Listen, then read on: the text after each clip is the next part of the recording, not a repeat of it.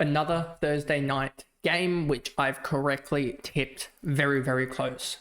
Welcome back to another video, and in this video I'll be going through my round 10 tips, as well as going through and tipping for round 11. I guess also just looking at the game that was played last night between Geelong and the Western Bulldogs, and how I swear there's some type of tipping that's just completely changed since I've gone to the Friday morning videos for tips, as it seems like I've just been able to tip the Thursday night games. Maybe they've been a little bit easier to tip, that's helped, but I've just been able to tip them pretty much as spot on as you can get. But anyway, before we jump into this video, remember to like and subscribe, turn the notification bell on so you know when I upload. If you are listening on Spotify, give me a follow and a rating over there, and let's jump into this video. So, as you can see, I did end up getting a 6 out of 9 for the round, which was probably about par, I would say, top 35% or so. So yeah, pretty all right tipping, not the greatest, but you take it when we have some absolute stunning results, I would say, in terms of some of the games that we'll get to. First of all, we had Gold Coast versus Hawthorn. I said Gold Coast by 25. They ended up winning by 8. I think if the Hawks hadn't kicked so accurately, I think it was 16 goals 8 to 15 goals 6. I mean, if both of them hadn't kicked so accurately, you probably still get the 8 to 10 point margin, but it felt like Hawthorn's accurate kicking, I think they were like 11 goals 3 or 12 goals 3 at one point, pretty much kept them in the game. I'm really happy about that tip there last week. Sydney against Carlton. I said Sydney by 13. They won by, 16 in the end, so I was 3 points off there. A pretty damn good tip. Sydney, although they lost Amati in this game, as well as McInerney, and then also losing Francis, they just, they look like they're starting to gain some traction. And so it'll be interesting now with Mills, I think, playing more on the wing unless Ollie Florent comes in. But they're starting to get players back. And I know that they still have, if we just go to AFL injury list, and we go here and look at this. If we look at the AFL injury list, you'll start to see, I think, Sydney have Aaron Francis back next week, although I don't think he plays. You've got Cunningham 1 to 2 weeks away. You've got Joel Amati in like 3 weeks, so he'll have another 2 on the sideline after this week. You'll have Robbie Fox in 2 weeks as well. Errol Gordon still 4 to 6 weeks, so he might have a lid, but he's still targeting post-bye, it sounds like. Logan McDonald probably gets shut down this weekend, unless someone else comes down with an injury. Season-ending injury. They've probably just been waiting before they have to lock it in for the mid-season draft. Melican back next week. Justin McInerney back next week. So they're starting to...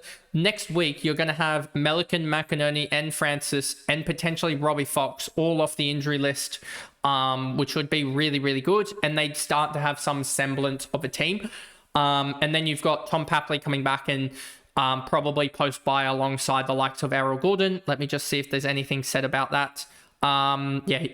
McDonald went under the knife and will meet the surgeon in 2 weeks' time. So that's, yeah, I think they pretty much know that he is cooked for the year. So yeah, there's not much said about the likes of Sydney in terms of their injury guys, except for the return of Callum Mills, which will be huge this week. Then we go to the next game, Collingwood versus Adelaide. I said Collingwood by 7. They ended up winning by 10, so I'm pretty happy about that tip. Another tip, I was 3 points off. So yeah, they did really, really well in this game. Adelaide are still a really good side. They match up really well against Collingwood comparative to, I think, other sides. I'm just really concerned about sort of Adelaide's ability to combine both defense and offense. It doesn't look like it's sort of, they're both clicking at the same time. If we look at Adelaide, they beat Port Adelaide, but that was a showdown. They beat Carlton, but Carlton are horrific. They lost to Fremantle and they beat GWS. So they've kind of been on a really weird patch where they've sort of won the games you'd expect them to win and lost the games you'd expect them to lose in the last little bit. But they haven't been convincing at all, I'd say, in those games. So that's why I'd say Adelaide is, outside of this Carlton game, they really haven't been convincing at all in the last little bit. So That's why I'm a little bit concerned about Adelaide going forward. Port Adelaide against Geelong. I said Geelong by 17. They won by so many. What's that?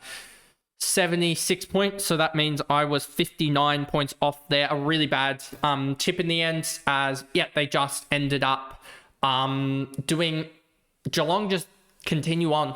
And now I know they played the extra game the most, but Geelong are now on 28 points, and they're within 2 points of the top two. But they're now within touching distance of the top four, just on percentage. And if one of these two teams lose, you'd expect Geelong to jump into the four. So they're just there and thereabouts. And it just shows how tight this competition is, because Sydney is potentially, and I know I'm using Sydney for an example, but Sydney or Carlton are potentially going to be two games and just a little bit of percentage. Like, there's a potential that they're just, say, effectively 3 games back from the top 4 after 11 games, which isn't too, well, it is a little bit surprising, but it also just shows how close this competition is, that these guys could come in with a head of steam. If they win, they could win a lot in the last 6 to 8 weeks in the year, and then just make finals and go on a run. So you've got that. You've got GWS, I said, by 24. They ended up losing by 34. So that is 58 points off there. Just GWS didn't turn up. And I'm really worried about GWS. I know I said that they'd finish 11th, but I maybe got hoodwinked in early part of the season that they'd be good, because they are on a foul stretch here. Let's just see. They've won 1 of their last 5 games, and that was against Geelong, and no one knows what happened in that game. You've got Western Bulldogs against Essendon. I thought Essendon would put up more of a fight, but they didn't. They didn't bother turning up. So they lost by 91 points, which means I was 72 points off. So my last 3 I went from 17-3 margin to 59-58, 72. And I don't think it gets much better. North Melbourne, I said they won by 4, and they did win by 4. So that was a perfect margin. That is the first perfect margin, I want to say, for potentially the year. I know I've gotten a couple within 1 or 2 and 3 points, etc. Like a couple this round, etc. But yeah, just happy to get a perfect margin for the year. Said Brisbane by 22. They ended up losing by 11, so I was 33 points off there. And then St Kilda, I said by 18, and they inexplicably lost to West Coast by 28. So I was, in the end, 46 points off there. Then we go to this round here to start round 11. We had Geelong versus Western Bulldogs. If you saw this tweet by me, in the end, it wasn't actually the worst. Jeremy Cameron is going to kick 6 tonight and get them over the line, I reckon. Geelong by 10 points. Well, if you think about that and you go to, no, not that, but I can show you this. If we go to fixtures, you'll see one man particularly, they won by 14. So I was 4 points off there. Not the worst tip at all. But if we look at this, Jeremy Cameron, 6 goals straight, and Shannon Neal 5. I didn't mention Neal because I just mentioned Jeremy Cameron, but Jeremy Cameron to kick 6 and them to win by 10 was my guess at the start, and they won by 14. So I think that's almost as close as you can get for a tip in the end. And so, yeah, I was happy that Jeremy Cameron dribbled it through, and the dribble sort of kicked up again, and he couldn't kick his 7th, because that would have almost voided that whole tip. But now we go on to Friday night's game, Essendon against Richmond. Part of me feels like there's going to be a response from Essendon, but I also feel like if Richmond had Nank, I feel like this is almost like a 60-40 game, just with the way it's flowing at the moment. You got Essendon, who stumbled over the line against Sydney. You have Essendon against North Melbourne, where they stumbled over the line. You have Essendon against Collingwood, where they got thumped. And you have Essendon against West Coast Eagles. I actually rate Richmond this year as probably the 4th or 3rd worst side, maybe in the 5th, sort of this 13th to 15th rank. I think they'll surprise some teams, and this could easily be the game that they surprise.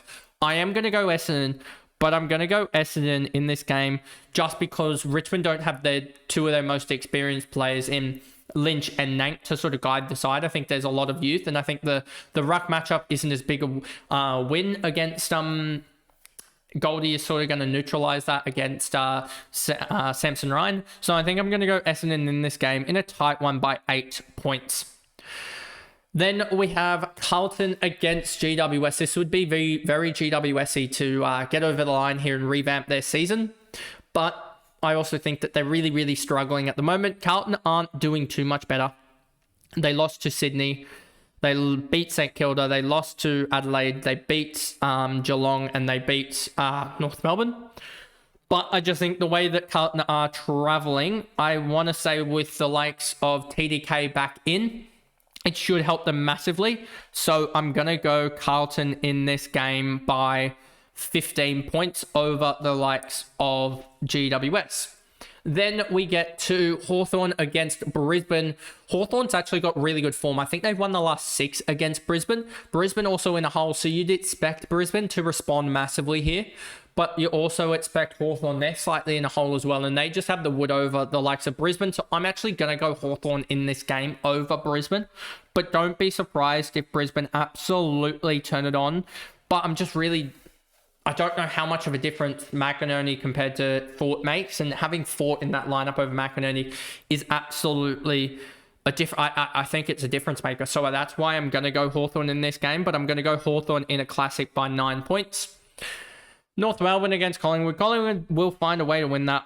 North Melbourne do have Paul Curtis coming back, as well as some others, but I think Collingwood, just with their players that they've got, are just going to be able to win this one.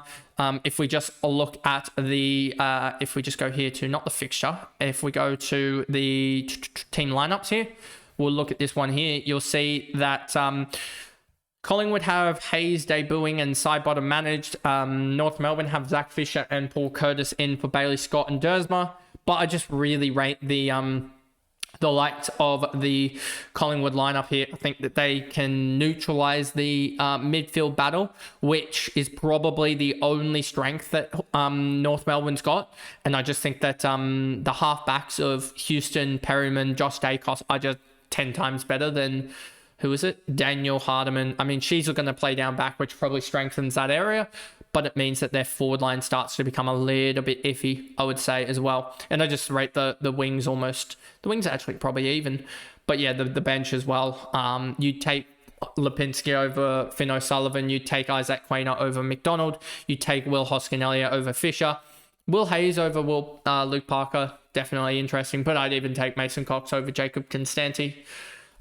You'd probably even be looking at Will Hayes over Constanti. And then just Luke Parker over Mason Cox, so you can just see that the interchange there, you'd be taking a lot of the Collingwood players, and that's why I'm going to go Collingwood in this game, and I'm going to go Collingwood by 26 points. I think North do put up a fight. I think they've been really, really good in their last little bit, but I think that they just falter here to a premiership favourite. Fremantle against Port Adelaide. Port have been absolutely shocking recently. If we go to Port Adelaide here, they have been shocking their last 3. They lost to the Western Bulldogs, they lost to Adelaide, and they lost to Geelong. But they've lost pretty big in a couple of those games. They did beat North Melbourne, and they did beat Sydney. Sydney really should have beaten them. And North Melbourne probably had their chances as well, but just in the end, Port Adelaide beat them. So I'm going to go Fremantle in this game. I think Fremantle might have turned a corner slightly, especially with Sean Darcy not declared 100% fit, but it seems like they're starting to err on the side of let's just go with Luke Jackson because he's better. So I think that Fremantle win this game against Port Adelaide over in Perth by 22 points. Adelaide against West Coast. I think Adelaide win this one. I think they are just a little bit better of a side than West Coast, well, dramatically better.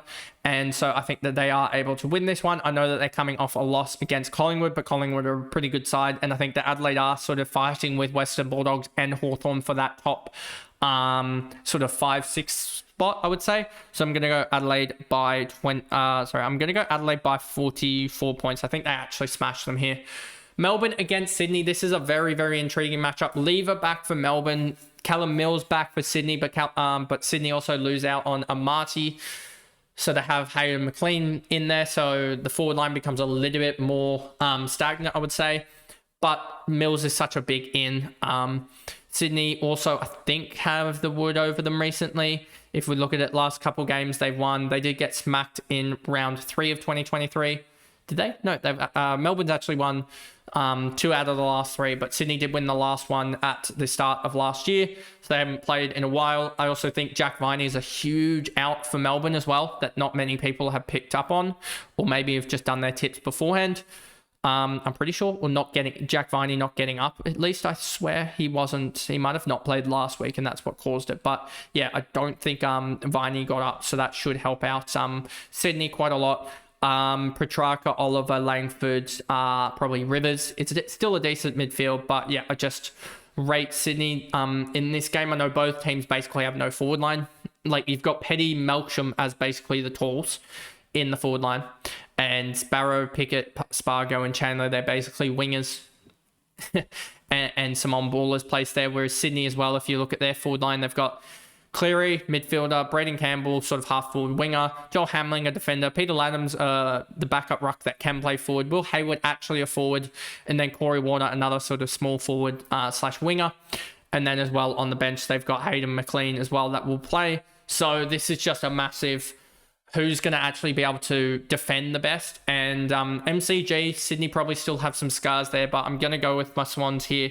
And I'm going to go Sydney, I think by like, I think I said by like 10 points yesterday, and I think it will be a scrap.